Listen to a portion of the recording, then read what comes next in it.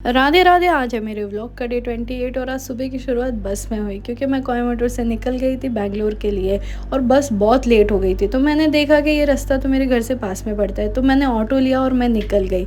ये बेंगलोर का ट्रैफिक भी बहुत लेट करवाता है। फिर मैंने यहाँ पहुँच के भाई साहब को पेमेंट किया और मैं घर आई तो ये घर पे नहीं थी। घर पे आके देखा कि ये लोग शौक में थे और ये तो इतना शौक में थे कि आप इसकी हालत देख ही सकते हो। फिर मैंने ठाकुर जी के दर्शन किए, तिलक लगाया और फिर मैं बैठ गई अपने काम पे स्टिचिंग करने। आओ और मासी जी का एक ब्लाउज सिल के ना दो, हो ही नहीं सकता।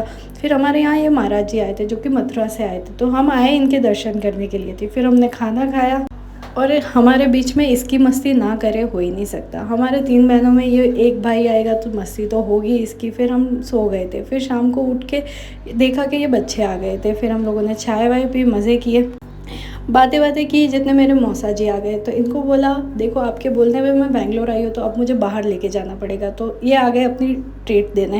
हम लोग आ गए थे यहाँ। फिर इन्होंने ऑर्डर किया खाना और फिर हमने खाना मंगवा के वेट किया। बहुत देर वेट करना पड़ा हमको।